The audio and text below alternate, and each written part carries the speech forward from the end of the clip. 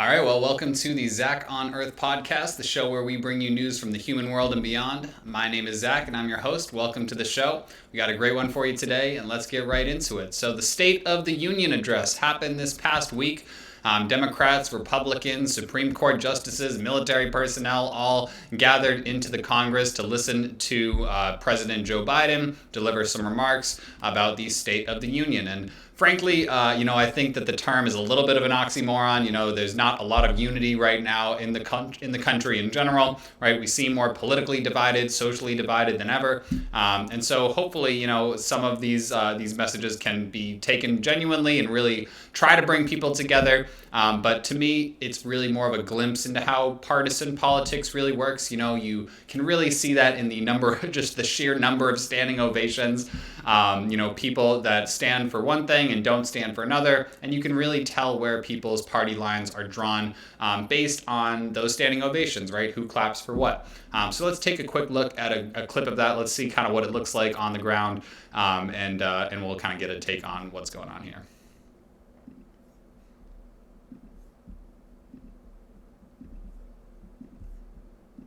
A paycheck. You really would say this. It's about a lot more than a paycheck. It's about your dignity. It's about respect. It's about being able to look your kid in the eye and say, honey, it's going to be okay, and mean it. And mean it. Folks. You gotta mean it. So let's look at the results.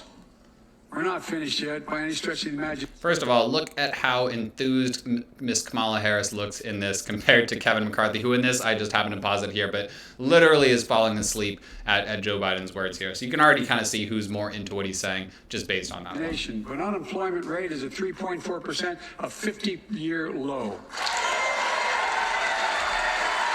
And so you can see that right here, right? Half the Congress is standing up, the other half is sitting, not clapping for that, right? Low unemployment rate. This happens on a lot of issues, right? It says here, he's talking about COVID's impact. He's talking about the economy. He's talking about immigration, gun reform, the drug epidemic. So there's a lot covered here, right? It's a wide array of issues. And again, you see this over and over, right? These kind of standing ovations for certain things, and certain people will stand. And that really tells you the whole story. It tells you a lot of what you need to know. About how this country's politics are run, and it's kind of disheartening, right? You'd hope that, you'd see a little bit more. There's a moment in this speech where he talks about, the bipartisan infrastructure bill and how that was a big win and things like that, right? And even that, like the idea of working together, that naughty word of compromise, right? That's a bad word in politics. That is so telling in this kind of State of the Union address. Now, the other big thing about this address is that it is a bit of a piece of propaganda here, right? This is one of the first big initial pushes of propaganda from the Democratic side leading into next year's presidential election. And you're going to see more and more of these kinds of speeches. And certainly this is like the main kind of impetus going into next year's election. He really wants to paint a rosy picture of how things are for this country, really just focus on the positives, things that we're doing well, things that we can improve on, and that we can really come together around. Now, personally, I think the speech was well done. I think that he's not known for being a public speaker. His public speaking has gotten him a lot of criticism in the past. But this, it's not easy for anyone to talk at a podium for an hour. And I thought he did a good job. I thought it was an impressive speech. I thought he was powerful at the podium. And it really was that story behind the story where you can see that there's a lot of partisanship still. There's a lot of tribalism in politics here. You see some of the Republicans shouting liar, liar at him whenever he would say certain things. So clearly there's a lot of division to be overcome. And, some people say that's healthy for politics to have that, back and forth. And I would just like to see it be in a little bit more good faith, right? Where it's not so the other side of the hall is the enemy, right? We're all Americans. We're all human beings here sharing this country. We should find a way to come together and to solve some of these political divisions. So let's move on from that politically divisive story, I suppose, into a little bit more of a unifying event, which was the Super Bowl that happened this past weekend. So I wanted to cover that a little bit on this episode here, and particularly this one controversial call. Now, full disclaimer here, I'm not really a football guy. I am not a sports person in general. I don't follow too closely what's going on.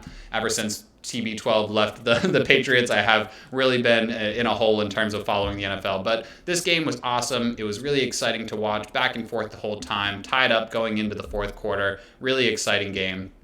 that unfortunately ended in a bit of anticlimax. And a bit of the reason for that, a big reason really, is because of this holding call. So let's take a look. Let's get our own take on this. Let's see if we really think this is holding or not. And let's see what it is. James Bradbury, they're going to say he grabs him. So this is what they're saying is the hold, right? Now, again, like I said, I'm not a football referee by any stretch of the imagination, but in a play as critical as this, in a moment of the Super Bowl as critical as this, to say that this is holding seems like a stretch to say the least, right? This seems almost more like an encouraging pat on the back than any kind of hindrance of his movement, really holding him back at all. Let's look again at how this play. His left hand on his back. I don't know. He's still going, you know. You let him play. Obviously, Mahomes thought he saw it. I think. Let's see that one more time. James Bradbury, they're going to say he grabs I guess him. that's it right there. Like you see his fingers kind of clenched down a little bit. Again, he's running fine. At this moment, I want to talk about. I think that the Chiefs should lose the Super Bowl just for Patty Mahomes' reaction right here. Now, flopping, that's normal, right? And it's normal to call people out when it's a high-stakes game. You want to make sure the call goes your way. But it's just my initial reaction to this was that Patty Mahomes looks like a little brother whose big brother just stole the toy, and he's trying to tell mom, you know? Timmy stole my toy, Mom! Mom, Timmy stole my toy! Yeah, I don't know. I just thought it was hilarious and kind of, you know, not pathetic, right? It's understandable, but, you know, it was just a kind of funny, childish kind of moment for him. And obviously, he's my age. He's won 2 Super Bowls. He's the MVP. The Chiefs earned their win, right? It was certainly an epic game from that point on, too, right? The 93-yard punt return was crazy. Unfortunately, it ended up a little bit anticlimactically, right? It ended up in a time kind of technicality, taking all the seconds of the timeout, so that the Eagles had to do a Hail Mary, and it just didn't work out. So that's kind of my take on that. It was kind of funny to see Patty Mahomes react that way. This call, you know, it sucks because it's just such a crucial moment of the game, and it ends up, you know, disappointing a lot of people that wanted to see a more epic finish, I suppose. Now, the other thing with the Super Bowl that we have to cover a little bit today is Rihanna, because this halftime show I thought was stellar. I thought she did an amazing job. People gave it a lot of hate. You know, people were saying that this performance was mid. They were saying that, you know, it just didn't really bring the energy as much. You people are spoiled. That's what I would say. Is like, you guys are spoiled off of last year's Super Bowl halftime show with all these hip-hop legends and icons, Snoop Dogg and Dr. Dre, 50 Cent, Eminem, right, Mary J. Blige, like all these people that are on the stage killing it together, all these guest performances. People wanted Kanye to come out. I wanted Drake to come out, like, on work, you know, so it's like, you know, you can't really expect these things. You know, I think that Rihanna is more than iconic enough to hold her own on the stage, and she killed it. You know, she killed her choreography, singing along. The baby reveal was awesome too, right? Seeing the baby bump, right? And she's got a baby on board, right? She can only, you know, do so much, and for what she did, she killed it. I thought it was a great, great show. Her set list is amazing. You know, she has so many anthems, so many that didn't even make the cut for the set list, but it was still awesome. You know, I really loved watching it. I thought it was fun to watch. So people that are giving it a hate, they're spoiled off of past halftime shows that had more guest appearances. So yeah, that was really my take. And the other thing that came out of the halftime show was the ASL interpreter that went viral. So let's see if we can get a video of that up here, because it really was pretty epic. So let's take a look. Justina Miles is her name.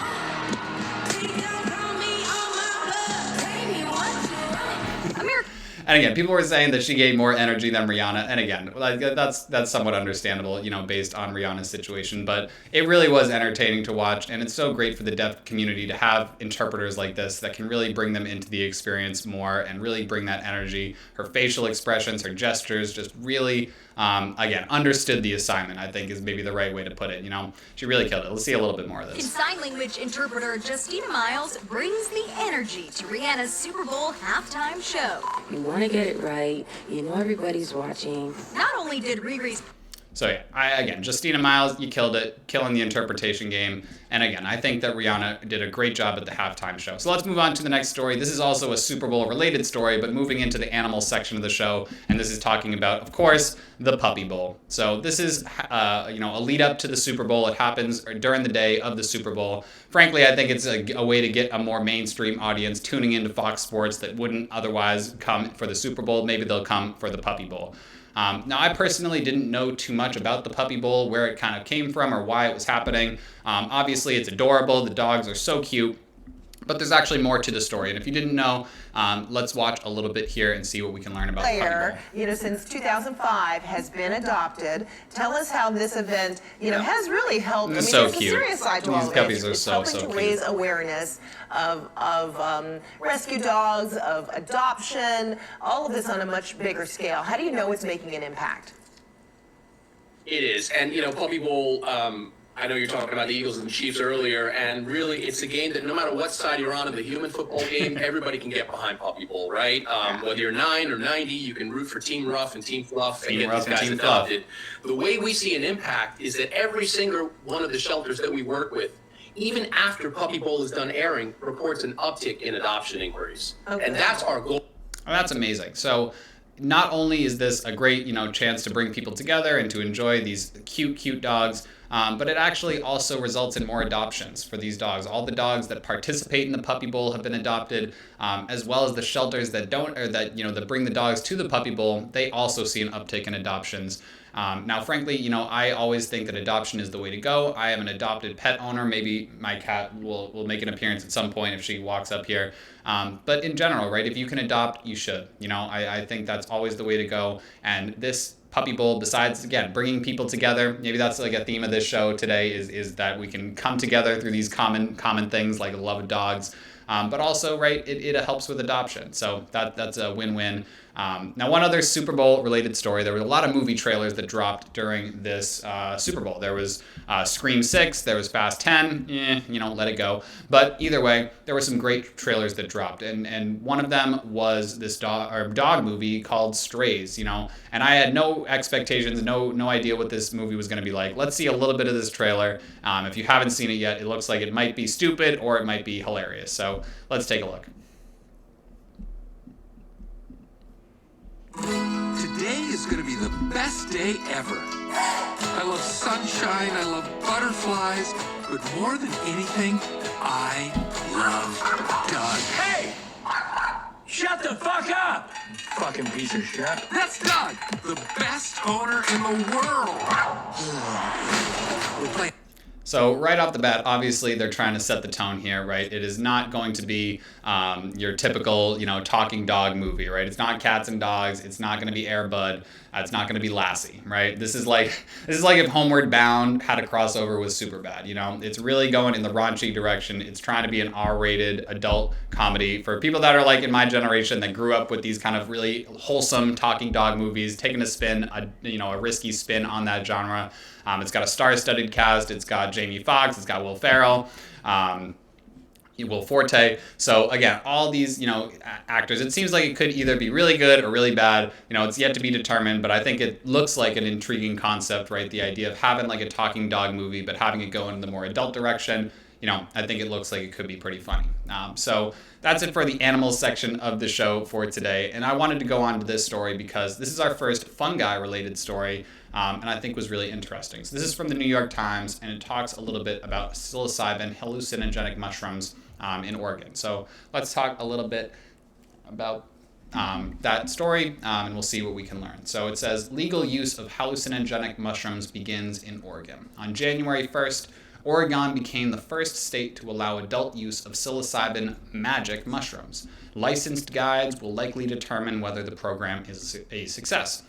So immediately this story caught my eye. I think it really is, and let's get the story up here as well.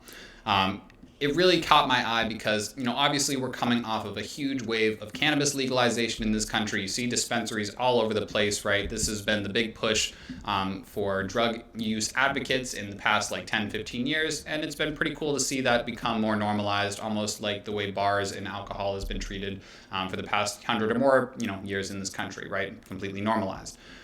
Now, people are, trying to go off of that wave of cannabis legalization and trying to open up the dialogue more to include these substances like psychedelics, so psilocybin, ibogaine, MDMA, things like that, that are potentially medically beneficial but have been repressed because of the war on drugs and drug policies that have kept these studies from being done, essentially.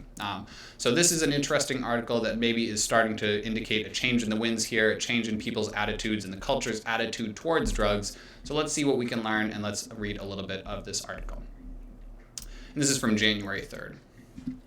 Portland, Oregon. The curriculum was set, the students were enrolled, and Oregon officials had signed off on nearly every detail of training for the first class of, quote, magic mushroom facilitators seeking state certification. But as the 4-day session got underway inside a hotel conference room in early December, an important pedagogical tool was missing: the mushrooms themselves. No mushrooms, no magic. That's what I say. No mushrooms, no magic. That's because state officials, 2 years after Oregon voters narrowly approved the adult use of psilocybin, were still hammering out the regulatory framework for the production and sale of the tawny hallucinogenic fungi. So let's pause there for a second, right? So they're trying to do this study. They're trying to conduct some research on the potential benefits of psilocybin, of these mushrooms. And when they're doing this seminar, they're getting people to pay, and we'll see how much they're getting people to pay to come and participate in this seminar. They're not using the actual substances. So let's see what they are doing instead, as they are not able to because of these regulations, right? And this just shows how the climate is simply just starting to change, right? Oregon is the first state to even decriminalize these substances, so the fact that they're still trying to hammer out the framework makes sense. Instead, the students, most of them seasoned mental health professionals, would have to role play with one another using meditation or intensive breathing practices that could lead to altered states of consciousness, the next best thing to the kind of psychedelic trip they would encounter as licensed guides.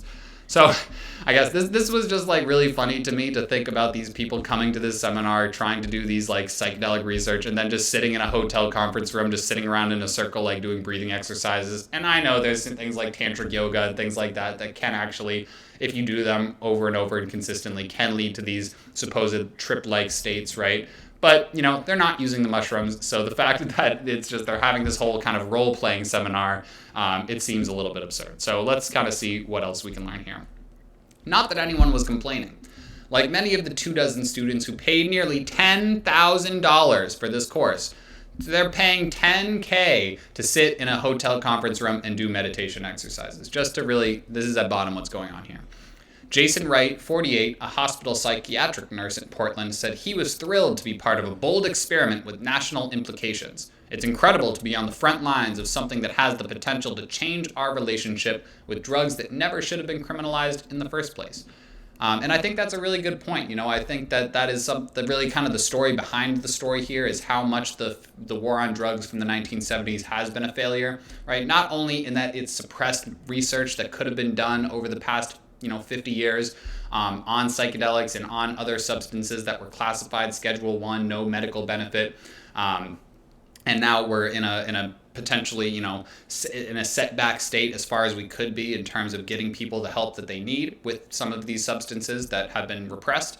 But also in that it contributes to the illegal, drug trade in terms of drug trafficking. It contributes to the opioid epidemic, the increased violence we see from the cartels at the U.S.-Mexico border.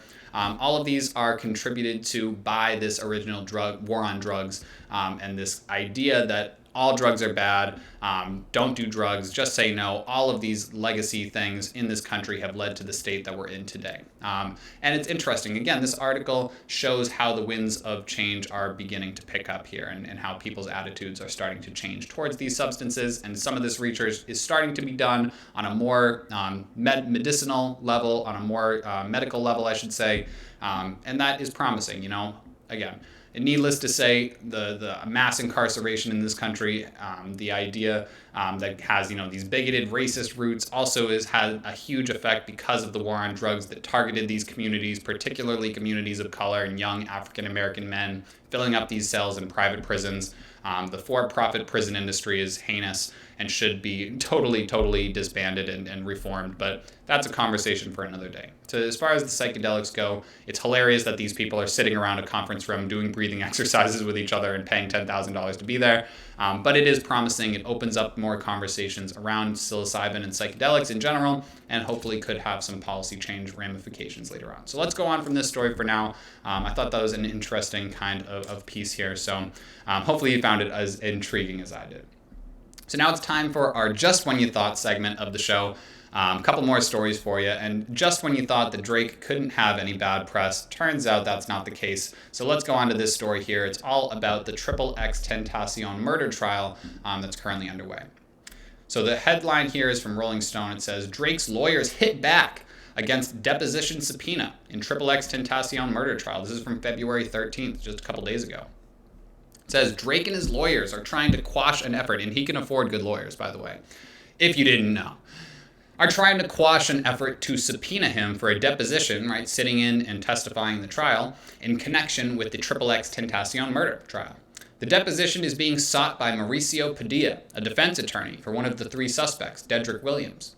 Prosecutors have never claimed that Drake, real name Aubrey Graham, was involved in XXXTentacion's death, arguing instead that XXX, real name Jose Onfroy, was killed in June 2018 during a robbery outside of a motorcycle store that quickly escalated to violence.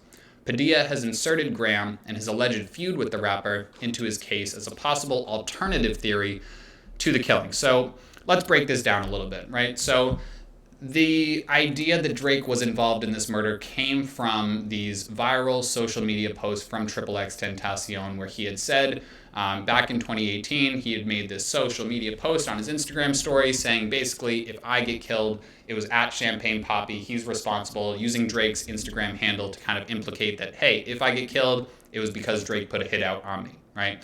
We'll talk a little bit more about why he would say that, but basically that's where people were thinking, oh, he got killed, it must have been Drake, right? It's easy to see why you would think that.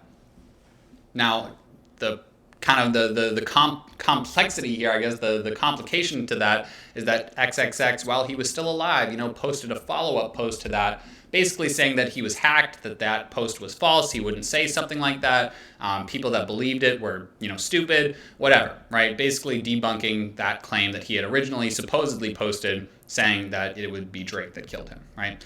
Now, obviously, it's incredibly tragic that this kid's life was taken, right? Whether it was Drake or whether it was these three suspects. At the end of the day, this kid had he was wise beyond his years. His music was emotional. It spoke to people. He was really a philosophical kind of guy. Really one of the only artists from that SoundCloud era that really blew up. He strongly influenced guys like Trippie Redd, whose music I really love. And again, it was really sad to see someone like that taken out of the rap game. And the problem here is that it's hard to find that concrete evidence that's really going to pin Drake to this case. Now, Drake doesn't really do himself any favors in terms of the bars that he's been dropping recently. Right? I'm in and out these courtrooms, my lawyer like objection. So he definitely tries to curate this image of himself as this kind of Godfather-like mob boss character, right? Eating the Italian food in the back with the napkin tucked into the shirt, right? And he's got the mob ties, I'll pay $500,000 for his soul. He my nemesis, So he definitely leans into this image that he is the kind of guy that would and could put out a hit on basically anyone. And, he kind of leans into that. So that also contributes to why people think that, he could possibly be involved in this. Now, there is, real beef that existed between them, right? So it's not totally unfounded, right? Now, this beef goes back to a song that basically blew XXX up, right? Look at Me. It was a viral hit. It really blew him up. And then Drake in 2017 on his playlist album More Life dropped a song KMT that really used the same melody. And again, that's my opinion, that they do sound really similar. The melodies are very, very much the same. You can listen to the song and decide for yourself, but that is kind of where the beef came from, was this idea that Drake was stealing melodies from XXX. And that's where the follow-up came in that beef. So ultimately, my take on this is that it's a little bit easier to see Drake as a kind of boogeyman, and he's kind of overseeing and calling the whole thing. When in reality, I think that it's like an Occam's razor, right? The simplest explanation is probably the truth, which is that this was probably a case of greed, jealousy, opportunism, right? These three suspects thinking that they could get away with this and run up on XXX and shoot him, take whatever he had on him, right? And it seems that that's more of how this played out, right? It's nice to think that, or I guess maybe it's easier or more convenient to think that there was, this kind of mob boss, demon-like character in Drake. Personally, I just don't see how they're going to be able to nail him on this, or really if they're even going to get him to sit on the deposition. Like I said, Drake can afford the best lawyers. I don't know. Even if he did have something to do with it, unfortunately, it's hard to keep these uber wealthy celebrities and hold them to account, you know? So I can't say one way or the other definitively what happened. We certainly don't have all the details of the case, but it looks like it might be more of just this case of it was these three suspects. They were acting independently, not off of a hit that Drake called. And if it does spin the other way and it comes out egg on my face, and I'll have to rethink how I think about my relationship to Drake's music. Because I'm obviously speaking as a Drake fan here. Clearly, I'm just quoting his bars. So I'm speaking as a Drake fan. But that said, to say, somewhat objectively, I just think it's going to be hard to pin him on this without that concrete evidence. So I'll be interested to follow this story a little bit and kind of see how this trial plays out.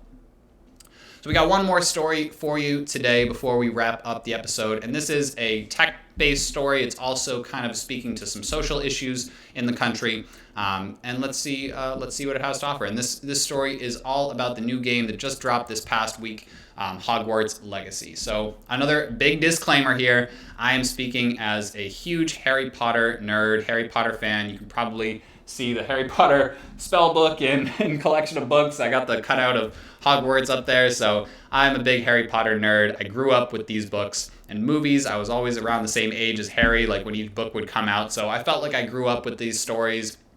Like so many people in my generation fell in love with this universe and these cast of characters. And so I was extremely excited to play this game. I wasn't paying attention much to any of this conversation. I was just pre-ordering the game. I couldn't wait to get my hands on it, and after playing it, my friends, my girlfriend and I, we've all had a chance to play the game, and it's incredibly immersive. It's so fun. It really, sucks you right in. It's incredibly graphically impressive. The gameplay is extremely, extremely sharp and smooth. And it's just, again, it's awesome to have your own Hogwarts adventure, to really, dive into the world, explore the castle, fly around in the broom, right? It's awesome, right? Learning the new spells. So the game itself is extremely well done. You can tell they put a lot of heart and a lot of time into this game development. So it's a little disheartening to see that it does become this kind of political, social battleground, right? It's understandable as well, though. Right? It's understandable that something that's this mainstream, that everyone loves, or so many people love and connect with, is going to open up conversations around social issues, right? And that's, I think, a positive thing, right? Anything that is serving to open up more conversation is usually not a bad thing. So I don't want to judge this controversy one way or the other. I'm interested more in where it's coming from. Is it well-founded? And how do we really feel about it? So let's see the title of this article from the New York Times: Hogwarts Legacy Can't Cast Aside. A little spellcraft there, cast aside. Debate over J.K. Rowling. So it's really an issue not as much with the game itself as with the creator of this Harry Potter universe, J.K. Rowling. So let's read the subtitle here. The video game is the latest battleground over the Harry Potter author's comments on transgender issues, with fans and gamers divided over whether they should play it at all. Now, the wording here is kind of problematic to me. It really does speak to a lot of the political divisions that we started the show with, right? This word battleground, right? Fans and gamers divided, right? It's really setting the tone here that this is a hot button controversial issue. There's hot takes on both sides. And that it is this kind of battle, right? And that's one thing that I think we should try and move past a little bit more as a country, is this idea that politics and social issues has to be a battle, and it should be more of a debate. It should be more of an open conversation that's had in good faith, right? The idea that the other side, politically, socially, is not the enemy. We're all human beings, right? We all share this space. We all share the resources. So we should be able to treat each other with respect and have open conversations about these things. So let's read a little bit here. Let's see where these issues are really coming from, and let's see what we can learn. And this is from February 9th. The developer behind a highly anticipated video game set in the Harry Potter universe, but a century before the familiar story, was always going to have to confront the expectations of a zealous fandom. Absolutely, right? There's a lot of expectations beyond inclusion or representation, just to meet the mark in terms of, is this world really what I remember it as from the books, from the movies, and everything that's related to Harry Potter.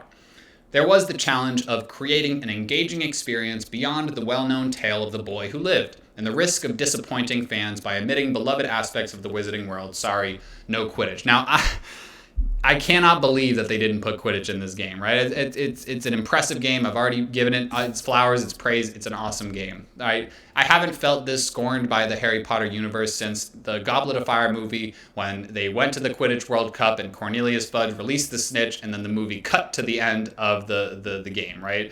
This is exactly how I felt, because it's such a huge part of the universe. It's such a huge part of the Harry Potter story. The fact that they just come out and kind of cancel the Quidditch season, no Quidditch. It just seemed like they could have put a Quidditch minigame at least in, or a side quest, something where you could play Quidditch into this game. I remember playing a Harry Potter Quidditch game on the the GameCube back in the day, and it was great, and it felt like they could have had something like that in this game. But that being said, the game itself is awesome, so I can take that. But at the same time, people have a lot of expectations, clearly. But let's see a little bit more about where this transgender issue comes from. But when the developer Avalanche Software began work several years ago on an immersive role-playing game at Hogwarts, it may not have anticipated that perhaps the biggest challenge of all would stem from the series' celebrated author. So it seems like it's not the game that's really causing issue with people. It's more the views and the beliefs of its author, J.K. Rowling. And again, the story behind the story here is like, J.K. Rowling isn't even getting money from this game, right? She didn't even participate much in the development. I know her team was involved in making sure that the world was accurate, but she herself, I think, is even in a battle to try and get royalties from the game for owning the intellectual property. But the fact is that she really didn't have much to do with the development of the game. So the conversation among fans and gamers as Hogwarts Legacy approaches its official release date, it's now out, has been dominated not by talk about spellcasting or hippogriff taming, but by J.K. Rowling's remarks on transgender issues. So the question here is really like, to what extent can we separate the art from the artist, right? Whether it is Drake or Kanye West, right?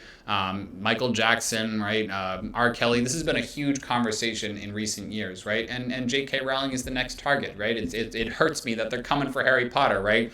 Harry Potter was always a story that was about a social outcast that tried to find his identity and to celebrate that, right? That idea of everyone belongs, everyone should be celebrated for their identity. I feel like that's always been a subtext of Harry Potter. So the fact that they're coming after Harry Potter as this like potential anti-trans thing, it doesn't necessarily feel like that's what's happening. But let's see what some of her comments really were and see if there's anything really well-founded in that.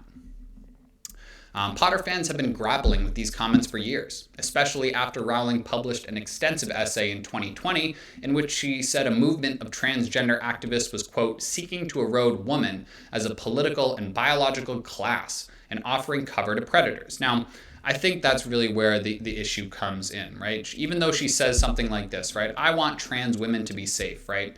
That comment right there, it seems to, normalize and embrace trans women. That is a term she's willing to use. It affirms trans identity, and she wants them to be safe, right? She's promoting the idea that all people, including trans people, should be safe, right?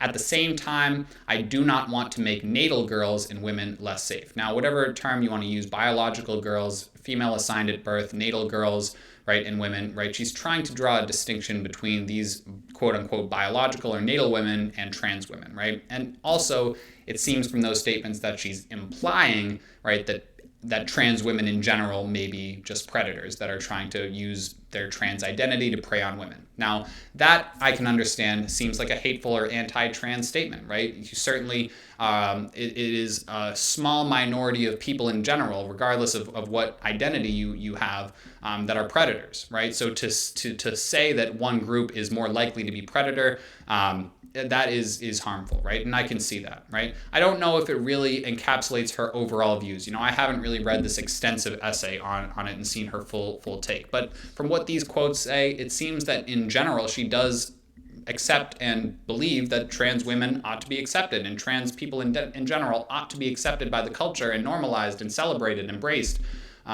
So people seem to be maybe taking some of these statements too far or out of context and trying to spin it in a hateful way. It's almost kind of like what we were saying about Drake, right? It's kind of convenient to have this boogeyman that is symbolizing everything that you stand against, when in reality her statements seem to be playing more both sides, right? She has certain particular issues with with trans identity, potentially it seems, but overall it seems like her stance is more accepting and tolerant. And when it comes to the game itself, there are trans characters. There are characters all along the LGBTQ spectrum that are completely normalized, part of the world, treated like any other character. And I think that does a lot of work to really move the country in a more progressive direction. It shows people that these people are just like any other people. They're walking among us. They're to be celebrated, embraced like any other identity, right? Now, the fact that it's become this political battleground, like I was saying, I think that things like the Super Bowl, like the Puppy Bowl, like the halftime show, right? Games like Hogwarts Legacy, these are meant to be entertainments, right? These are meant to be escapes from these political battlegrounds, and we can all come together around the love of puppies, or around the love of football, or around the love of games. Whatever it is, right? It doesn't always have to be a moral attribution of moral judgment on the creator, right? Now, I understand boycotting something if you believe that its creator is in the wrong politically and you're taking a stand against that, right? But to say that other people shouldn't buy the game, shouldn't play it, shouldn't support J.K. Rowling at all, I think is somewhat unfair to her, and really doesn't take into consideration the full depth of the story, which is that she didn't really even have much to do with the development of this game. So if you are boycotting the game, I do understand where you're coming from. I can see how some of her statements may be taken to be anti-trans. And if you have more details about where her anti-trans stance really comes into play, please let me know in the comments, because I have certainly some more education to do on this. Right now, I'm just enjoying the game. I think it's an awesome game, and I think that Rowling overall would probably say that she does support trans people, and the game reflects that. So I think overall it opens up more dialogue about this issue, something that should be talked about more openly, just like all of these things. And maybe that's kind of the through line of today's episode, is that these things that were classically viewed as just one or the other, right or wrong, good or bad, there's always more nuance, there's always more complexity. Let's meet in the middle, let's try and talk it out, and let's try and treat each other in good faith here. We can all come together around the love of some of these things, right? Whether it's the fantasy world of Harry Potter or the Puppy Bowl, right? So that's where we'll leave it for today's episode. I hope you enjoyed the stories we covered this week. If you have any other fun or interesting stories, send them my way. Let me know what you want me to cover in the comments. And until next time, we'll see you next time. Have a great day, everyone.